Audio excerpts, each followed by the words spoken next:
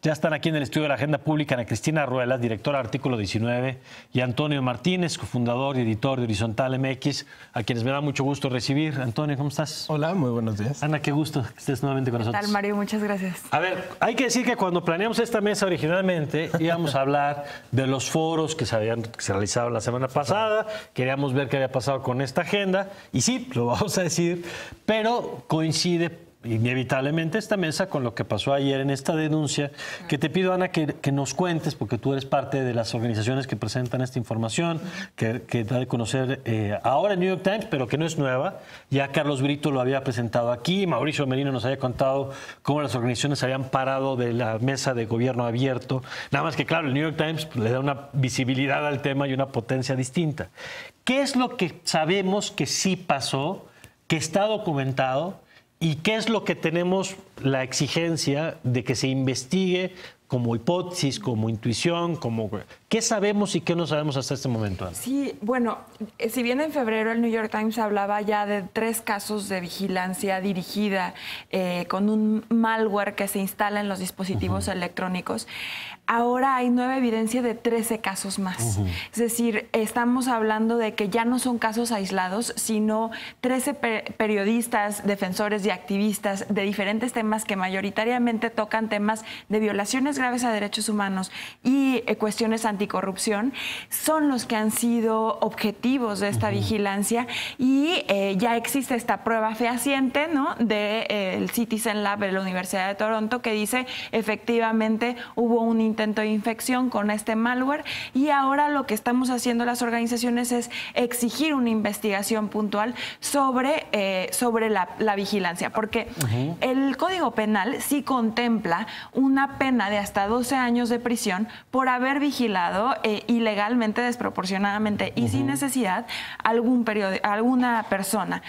La ley dice que sí se puede vigilar solamente cuando se trate de casos en los que pudiera estar relacionado con seguridad nacional o algún crimen grave. Es decir, sí puedes vigilar, por ejemplo, a un narcotraficante. Claro, pero en ninguno de los casos estamos diciendo hay una orden judicial que diga que se puede espiar a estas personas. No tenemos conocimiento de que existe.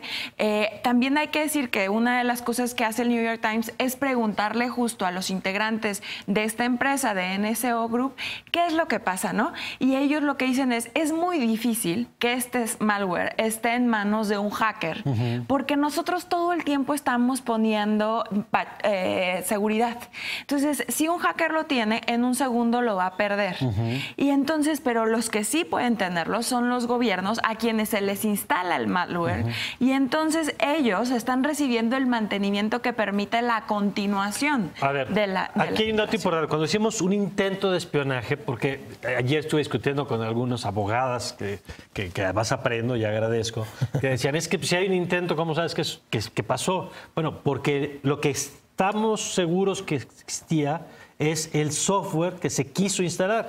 Que no se instalara quiere decir que alguien no hizo un clic, que no abrió lo que tenía que abrir. Pero estamos seguros que ese archivo o ese software sí fue enviado a esas personas. Así es. Es decir, me parece que cuando uno lee el reporte que presentó Artículo 19, R3D y SocialTIC, es muy claro, digamos, explican de manera clara cómo funciona esto. Y a ver, ayer justamente lo comentaba, pero estos casos, muchas otras personas, otro tipo de software, pero con la misma característica lo usan, ¿eh?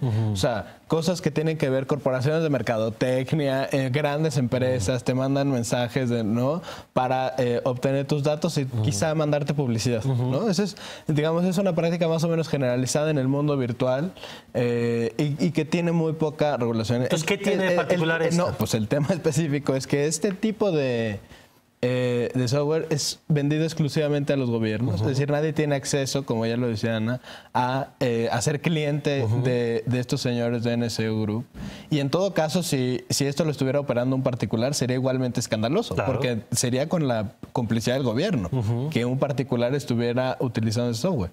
Y, digamos, está diseñado para recopilar datos de las personas que tienen que ver con investigaciones de delitos. Entonces se le vende a los gobiernos para decirle, señor gobierno, usted tenga este arma de vigilancia para obtener información. ¿Quiénes son de las personas y los perfiles que recibieron esto? Pues mira, está Carmen Aristegui, está el IMCO, Juan Pardinas, está el hijo de Carmen Aristegui, está Salvador Camarena, está Daniel Lizárraga, está que son Rafael periodistas Cabrera. de Mexicanos contra la Pues corrupción. sí, a ver, pero este es un tema muy delicado y yo creo que la respuesta del gobierno es, pues, hasta cierto punto esperada, pero muy peligrosa también. A mí me preocupa que la respuesta del gobierno dice no hay evidencia de que una agencia del gobierno esté involucrada, con lo cual... Bueno, de eso se trata el espionaje, de que no haya evidencia de que pero además yo supondría que para poder hacer una afirmación de esas, porque tú ya hiciste una investigación previa. Yo no tengo elementos. Ayer decía el gobierno en esta carta, no hay evidencia de que el gobierno sea responsable. Y yo decía, tampoco hay evidencia de que lo haya investigado. ¿O sabemos que el gobierno ha hecho una investigación que le permita concluir que no hay ninguna agencia involucrada? No, efectivamente, no hay ninguna investigación y además existe una presunción clara. Es decir, está la palabra de la empresa que vende el software diciendo solamente se vende a estas personas, además de contratos previos al gobierno de Enrique Peña Nieto firmados por el gobierno de Enrique, por el gobierno federal con esta empresa. Entonces, estas dos cosas son presunciones y entonces el gobierno tiene que investigar para probar que efectivamente ellos no son quienes están haciéndolo. Ok, si en todo caso hay otra persona haciéndolo, ¿no? se investigue. Porque no puedes desde la presidencia sacar un comunicado diciendo que no hay pruebas fehacientes cuando cada uno de los elementos de este informe no es un informe que se lee tan fácilmente, porque es un informe muy técnico. Está hecho a base de una investigación científica de un grupo de investigadores de Toronto que te dicen, sí, efectivamente, este vínculo electrónico te lleva a un URL que está ubicado en un lugar que genera que todos tus datos sean abstraídos. Y una de las cosas que decía Tony, la particularidad de este software es que es muy sofisticado y genera que toda tu información, toda la extensión que es de ti un teléfono, porque al final el teléfono... Tus relaciones personales, relaciones profesionales, tu agenda de trabajo. Exacto. Tus fotos, incluso tu cámara se abre, tus audios se abren. O sea, tú traes, y eso decía ayer justo John de Citizen Lab, decía, tú traes un espía en tu bolsillo. Y eso es algo que tú tienes que tomar en cuenta. ¿Qué implica, Ana, esto desde una perspectiva del ejercicio periodístico en un país? Bueno, por un lado, forma parte de la intimidación y el amedrentamiento que sufren constantemente los periodistas y que a la hora de la hora terminan limitando su libertad de expresión. Pero en un sentido más amplio, la vigilancia forma parte de un mecanismo de control efectivo de la información. O sea, antes los censos eran utilizados como un mecanismo de control. Ahora todo lo que las nuevas herramientas que generan vigilancia son las que permiten controlar los flujos de información. Es decir, si tú, Horizontal, tienes el plan de sacar un informe súper fuerte que tiene que ver con cómo el Estado estaba violentando derechos humanos, si tú tienes el control de esa información, tienes la posibilidad de manejarla. Claro. Y en ese sentido es que es tan grave para la sociedad, porque la sociedad sigue recibiendo información sesgada ante una situación en la que no solo los periodistas están siendo asesinados, están siendo amedrentados, sino que además están siendo inhibidos porque tú no dices lo mismo cuando sabes que tienes a alguien. Claro, y que hay que recordar además el perfil de las personas a las que se está reportando que hubo estos intentos de espionaje, pues son periodistas, muchos de ellos trabajando temas de denuncia de corrupción, el caso Duarte, el caso Borges, todo el ejercicio que se hizo de articulación ciudadana para empujar la 3 de 3. Nada más, yo quisiera puntualizar que no solo, es decir, nos estamos fijando en estos perfiles por su notoriedad pública y tal. Sí. Pero el hecho de que,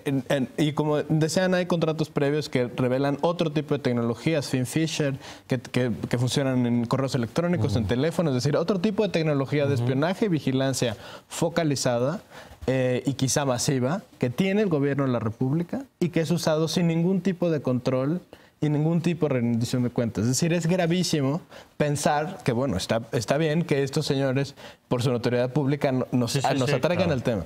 Pero si el gobierno está espiando y fichando ciudadanos que no tienen nada que ver para los fines para los que se contrata eso, y no hay ningún tipo de control, es escandaloso pensar que el gobierno tiene esta información, para qué la usa, cómo la usa.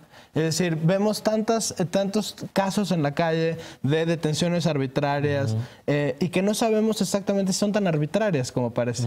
Porque quizá el gobierno está operando de esta manera con estas herramientas de inteligencia y de vigilancia para los ciudadanos. Y eso, digamos, debería de llevar por lo menos a la renuncia del secretario de Gobernación. O, digamos, la responsabilidad concreta del Estado de saber que quien autorizó esos contratos, quien tiene la responsabilidad del uso de esa tecnología, está espiando ciudadanos ilegalmente. Está cometiendo un delito. O por lo menos hay un descontrol sobre lo que está adquiriendo. Exacto, no hay ningún tipo de control frente a cómo usa la inteligencia el Estado. Nadie se opone a que el Estado tenga herramientas de inteligencia. Claro. El tema es cómo la usa y qué tipo de controles tiene. En ese sentido, Ana, ¿qué esperas que pase después de esto?